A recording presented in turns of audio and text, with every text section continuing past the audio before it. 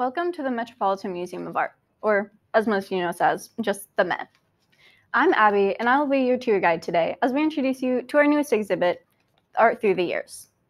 If you take a look at your pamphlet that we've handed you, you'll notice three different sections. We'll be visiting today the 400,000 BC to 1400s, the stone and sculpture arts. Our second stop will be to 1400s to the 1950s. We'll look at some paper and canvas arts. And lastly, from the 1950s to the present, the digital arts. Now, you have a pretty basic itinerary of what we're going to see today. So let's go back to 40,000 BC and look at some stone and sculpture arts. There's many different ways to make stone and sculpture arts. Sculptures are pretty simple, such as you can use stone and chip away at it. Just don't mess it up, or you'll ruin your entire project.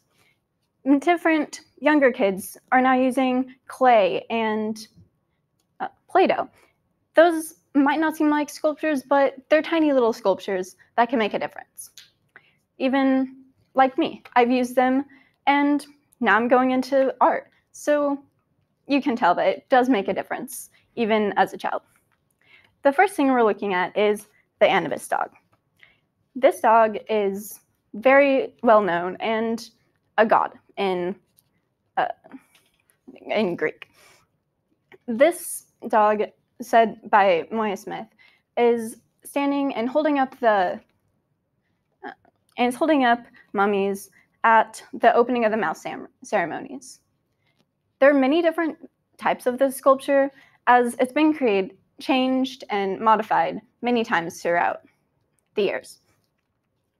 Our next piece of art is not the real one, but a small little replica of the Parthenon. The real Parthenon is all the way in Athens, Greece. It was being built for 15 years. This was built, obviously, using stone, and took, like I said, 15 years to make, from 447 to 432 BC. And that's including anything such as just in general building it or decorating the inside. So these are some pretty cool buildings, but there's different things that could be put around any other type of art, such as paintings. Some of the paintings are made in many different ways, such as different paints and canvases. There's oils and acrylics, such as in the Mona Lisa, as almost anyone can recognize it. Leonardo da Vinci, when he was making this, spent many, many years and actually created it through the rest of his lifetime since he started making it. He would take a very long time because he was using oil paint.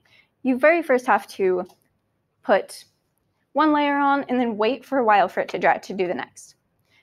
And he never thought it was really done. The next painting is The Scream, and originally made by Edvard Munch.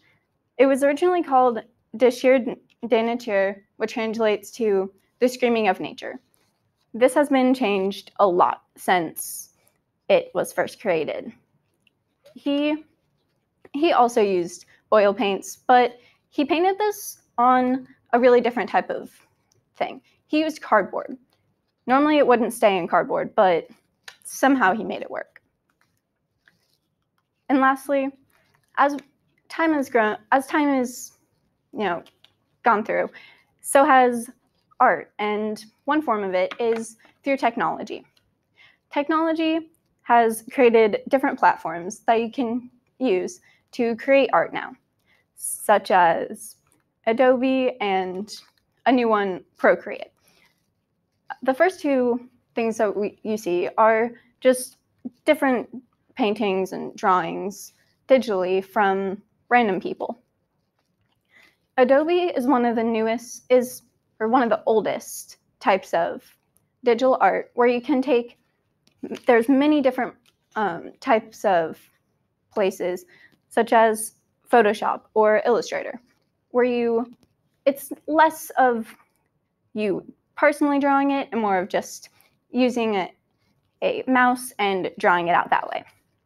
The newest app, Procreate, is used mainly, well, only on Apple products, so sorry to any Android users here.